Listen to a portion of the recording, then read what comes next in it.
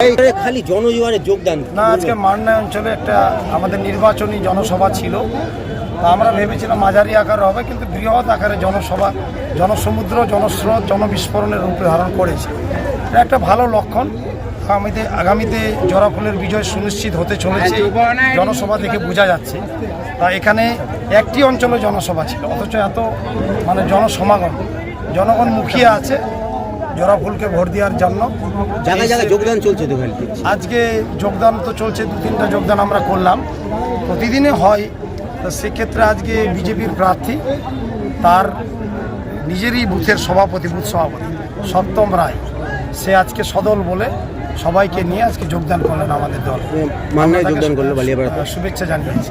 এবং মান্নায় কিছু contesting candidate ছিল, তারা কেউ সিপিএম, কেউ কংগ্রেস করতো, তারাও আজকে আমরা তাদেরকে দলে শুভেচ্ছা জানালাম, তারা দলে আসলো। তারা মমতা বন্দ্যোপাধ্যায়ের আদর্শে আদর্শিক হয়ে যেভাবে একটা ষড়যন্ত্র জয়যাত্রা আটকানোর জন্য, তার বিরুদ্ধে তারা সবাই আজকে মমতা বন্দ্যোপাধ্যায়কে চতুর্থবার মুখ্যমন্ত্রী করতে এবং এলাকায় নিরাপদ বিপদমুক্ত থাকতে তারা সবাই আজকে দলে দলে যোগদান করে। বলছি দাদা, 2021-এর বিধানসভা আর 2026 এর মধ্যে গ্যাপিংটা যে আছে, পরিবর্তনটা কি দেখতে পাচ্ছেন? পরিবর্তন তো অনেক হয়েছে, এটা পরিবর্তন প্রচুর হয়েছে। পরিবর্তনে অগ্রদূত মমতা বন্দ্যোপাধ্যায়, আমি নাম দিয়েছি। তিনি আধুনিক বাংলার স্থপতি, পরিবর্তনে অগ্রদূত।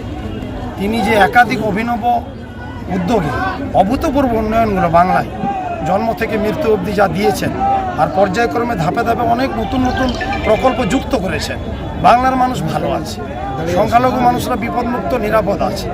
সনাতনী হিন্দু সমাজ, আদিবাসী সমাজ সবাই তাদের সর্বধর্ম সমন্বয়তা বজায় রেখে আমরা ইটাহারে একটা মডেল স্থাপন করেছি, যে মডেলের প্রশংসা মাননীয় মুখ্যমন্ত্রী বারে বারে করেছেন। সেক্ষেত্রে এটা তো আমরা বাড়তি একটা অ্যাডভান্টেজ। ইটাহার ব্লকে আপনি কি কি কাজ করেছেন?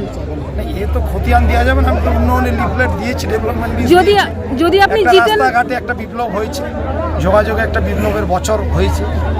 আমি লাস্ট ইয়ারে ডিসেম্বর মাসে 180 কিলোমিটার রাস্তা একই মাসে করেছি। সেক্ষেত্রে বড় সাব স্টেশন থেকে আরম্ভ করে বড় মাপের আপনার ধরুন যে স্বাস্থ্যকেন্দ্র, 20টা সুস্বাস্থ্য কেন্দ্র আমি একই দিনে করেছি। একটা স্বাস্থ্যকেন্দ্রকে আপগ্রেড করা হয়েছে, পিএসসিকে ক্যাবিনেটে এনে আপগ্রেড করা হয়েছে চূড়ামণ্ডলে।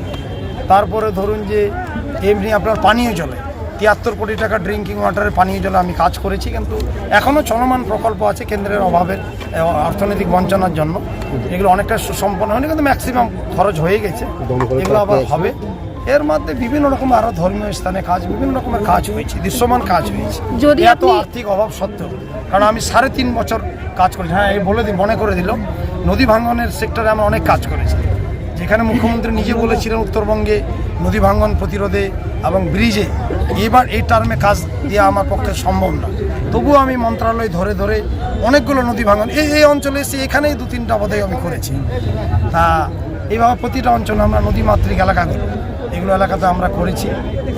তো এই ধরনের কাজ করেছি। ইচ্ছা আছে, আমরা নির্বাচনী ইস্তাহার দিয়েছি যে পরবর্তীকালে ব্রিজ সেক্টরে, স্বাস্থ্যে, ফায়ারে ইত্যাদি কাজ আমরা করব।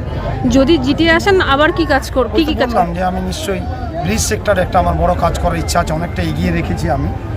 এবং ধরুন যে আপনার স্বাস্থ্য খাতে আরও বেশি কাজ, নিরাপত্তা খাতে, ধরুন যে সামাজিক খাতে, এই বিভিন্ন রকমের কাজ আমার অনেকগুলো।